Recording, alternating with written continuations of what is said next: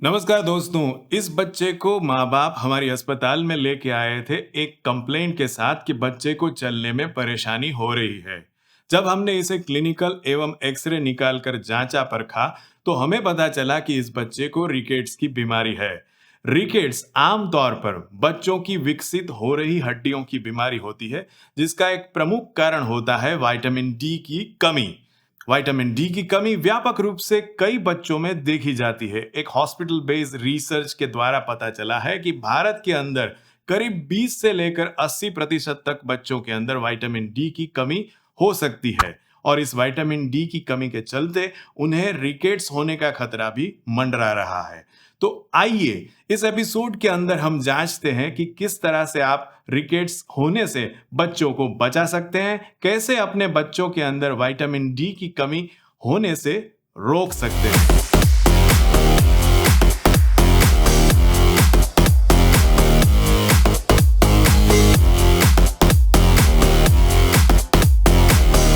दोस्तों आइए समझते हैं कि ये रिकेट्स क्या होता है। दोस्तों रिकेट्स को बेहतर तरीके से समझने के लिए हमें दीवार के कंस्ट्रक्शन का उदाहरण देखना पड़ेगा। दीवार को जब भी हम कंस्ट्रक्ट करते हैं तो यहाँ पर ईंटों के ब्लॉक्स लगाते हैं एक के ऊपर एक। लेकिन ये दो ईंटों के ब्लॉक्स को जोड़े रखने के लिए उनके बीच हम सीमेंट और चूने का मिश्रण लगाते हैं। जब ये सीमेंट और चूने का मिश्रण सख्त हो जाता है तो खुद ब खुद दीवार भी सख्त हो जाती है और दीवार के अंदर एक मजबूती आ जाती है। इसी तरह जब बच्चों के अंदर हड्डियां विकसित हो रही होती है तो इनके अंदर भी प्रोटीन नुमा ब्लॉक्स से जैसे ईंटें रखी जाती है और इन प्रोटीन नुमा ब्लॉक्स को एक दूसरे से जुड़े रखने के लिए कैल्शियम और फास्फोरस नुमा सीमेंट लगता है। अब किसी कारणवश यदि ये कैल्शियम और फास्फोरस की शरीर में कमी हो, जैसे कि विटामिन डी की कमी के कारण कैल्शियम और फास्फोरस की कमी हो जाती है, तो यहाँ पर कैल्शियम और फास्फोरस का सीमेंट नहीं होता तो हड्डियां जो है उनके अंदर वो मजबूती वो ताकत नहीं रहती और हड्डियां जो है वो सॉफ्ट हो जाती है, जिसको हम रिकेट्स के रूप में जानते हैं। विटामिन डी एक ऐसा विटामिन है कि जो शरीर के अंदर कैल्शियम और फास्फोरस का नियंत्रण करता है और जब भी विटामिन डी की कमी होती है तो कैल्शियम और फास्फोरस का एब्सॉर्प्शन या शोषण अंतड़ियों से नहीं हो पाता और इसी के चलते हड्डियों के अंदर कैल्शियम और फास्फोरस के मिश्रण की कमी होती है और हड्डियां जो है वो कमजोर रह जाती है, जिसे हम रिकेट्स के रूप में जानते हैं। रिकेट्स क्योंकि एक विकसित होने वाली हड्डियों की बीमारी है, आमतौर पर ये 1 से 5 साल के बच्चों के अंदर देखी जाती है। तो दोस्तों आइए अब जानते हैं कि रिकेट्स के अंदर कौन कौन से लक्षण देखने को मिलते हैं और एक डॉक्टर रिकेट्स का निदान कैसे करता है। तो दोस्तों लक्षणों के बारे में चर्चा करने के लिए सर से यदि शुरुआत करें तो इन बच्चों के सर अन्य बच्चों के मुकाबले थोड़े बड़े लगते हैं। इनके आगे की जो हड्डियां होती है कपाल की, वो थोड़ी बाहर की तरफ निकली हुई लगती है, जिसे हम फ्रंटल बोजिंग भी कहते हैं। इन बच्चों के सर के मध्य में आने वाला तालु प्रदेश जो होता है, वो जो कि छोटे बच्चों के अंदर खुला हुआ होता है और 9 महीने के बाद ये जाके बंद होता है और वो जगह हड्डियों से भर जाती है, वो इन बच्चों में काफी देर से भरता है, तो कई बार ये तालु प्रदेश हमें खुला मिलता है। इसके बाद लंबी हड्डियां जैसे कि हाथ की हड्डियां हो गई या पैरों की हड्डियां, ये हड्डियों के अंदर भी सॉफ्टनेस के चलते आगे के सिरे जो रिस्ट के या पैर के नीचे के सिरे होते हैं वो थोड़े फैले हुए दिखते हैं, जिसे कि रिस्ट की वाइडनिंग या पैरों के अंदर नीचे की हड्डियों की वाइडनिंग के रूप में हम देख सकते हैं। इन बच्चों के छाती के जो पिंजरे होते हैं इनके से भी अन्य बच्चों के मुकाबले अलग देखे जाते हैं। कई बार इनका जो मेन स्टर्नम बोन है वो अंदर की तरफ धंसा हुआ भी हमें दिखता है और इनकी पसलियों के कुछ एक सिरे होते हैं जो ऊपर की तरफ उभरे हुए से नजर आते हैं, जिसको कि हम रिकेटिक रोजरी के नाम से जानते हैं। अब इन बच्चों के क्योंकि स्नायु के अंदर भी उतनी ताकत नहीं होती, इनके मसल्स थोड़े कमजोर होते हैं, इसलिए इनका पेट भी जैसे बाहर की तरफ निकला हुआ सा लगता है। यदि पैरों की हड्डियों की बात करें तो क्योंकि पैरों के ऊपर पूरे शरीर का वजन रहता है, इसलिए जब हड्डियां सॉफ्ट हो और ऊपर से वजन गिरे या दबाव महसूस हो तो ये हड्डियां जो होती है वो बैंड हो सकती है। इसीलिए रिकेट्स होने वाले बच्चों के अंदर कई बार हड्डियां बाहर की तरफ या अंदर की तरफ बैंड हुई नजर आती है। तो ये तो हो गए रिकेट्स के लक्षण। तो दोस्तों रिकेट्स का निदान कैसे करते हैं? रिकेट्स का निदान ज्यादातर तो क्लिनिकल रूप से ही पता चल जाता है जब रिकेट्स के ये सारे लक्षण आपको देखने को मिलते हैं। इसको ज्यादा पुख्ता करने के लिए हम रिस्ट का या पैरों की हड्डियों का एक्सरे भी कभी कभी करवाते हैं। जब रिस्ट के एक्सरे को देखते हैं तो उसके अंदर रिकेट्स के लक्षण साफ रूप से दिखाई देते हैं, तो यहाँ पर रिकेट्स का निदान पुख्ता हो जाता है। लेकिन रिकेट्स किस कारण से हुआ है इसकी जांच करने के लिए और कैल्शियम फास्फोरस इत्यादि का प्रमाण जानने के लिए लेबोरेटरी में खून की जांच करना भी आवश्यक होता है। तो इस तरह से कुल 3 जांच, क्लिनिकल जांच, रेडियोलॉजिकल यानी कि एक्सरे की जांच और लेबोरेटरी यानी खून की जांच से यह पुख्ता हो सकता है कि रिकेट्स कौन से प्रकार का है और क्यों हुआ है इस बच्चे को। दोस्तों अब आइए जानते हैं कि बच्चों के अंदर रिकेट्स होने से कैसे बचा सकते हैं। तो दोस्तों रिकेट्स के कई प्रकार और कई कारण होते हैं, जिनमें से सबसे प्रमुख या मुख्य कारण है विटामिन डी की कमी से होने वाला रिकेट्स या न्यूट्रिशनल रिकेट्स। यानी कि यदि हम विटामिन डी की कमी को बच्चों में होने से रोक सके तो अवश्य ही रिकेट्स को भी रोक सकेंगे या उसकी संभावनाएं कम हो जाएगी। तो दोस्तों आइए जानते हैं कि विटामिन डी की कमी बच्चों में कैसे होती है।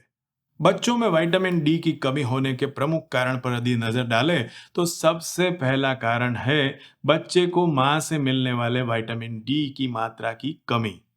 दोस्तों भारत में हुई रिसर्च के मुताबिक हमें पता चला है कि करीब 70% या उससे भी अधिक मात्रा में वयस्कों के अंदर विटामिन डी की कमी पाई गई है। जब इनमें से ही कोई युवती मां बनती है तो स्वाभाविक रूप से उसके पेट के अंदर पल रहे बच्चे को भी विटामिन डी की कमी प्राप्त होती है।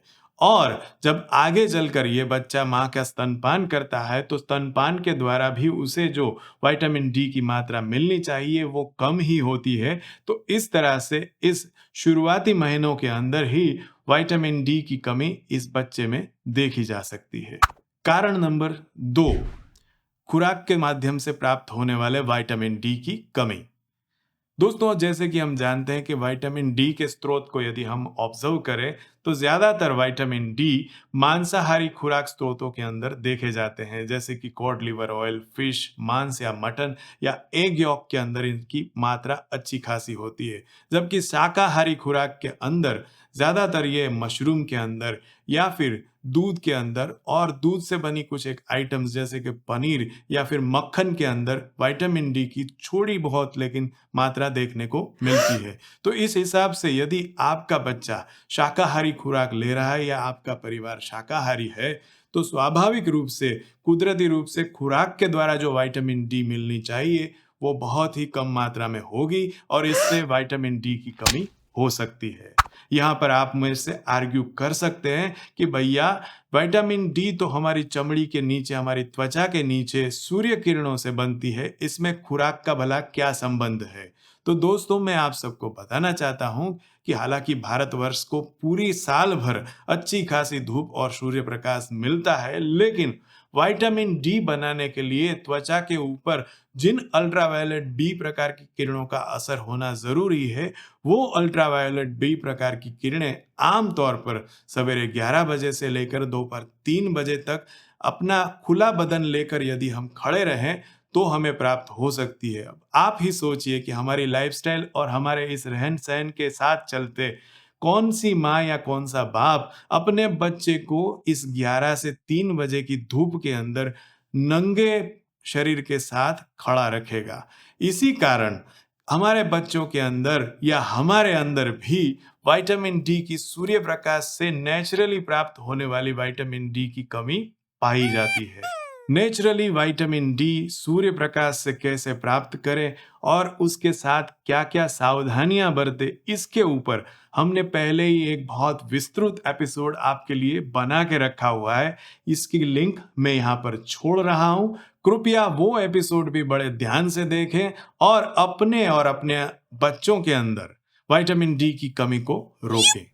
कारण नंबर 4, ज्यादातर हमारी खुराकों के अंदर विटामिन डी की फोर्टिफिकेशन नहीं की जाती है। जहां विदेशों में कई बार दूध के अंदर, ब्रेड के अंदर या कई और खुराकों के अंदर भी विटामिन डी की फोर्टिफिकेशन की जाती है, वो हमारे देश के अंदर इतना व्यापक रूप से नहीं देखा जाता। इसी के चलते हमें खुराक से मिलने वाली ये सारी जो विटामिन डी है वो प्राप्त नहीं होती। अब आइए देखते हैं कि बच्चों में विटामिन डी की कमी को कैसे रोका जा सकता है।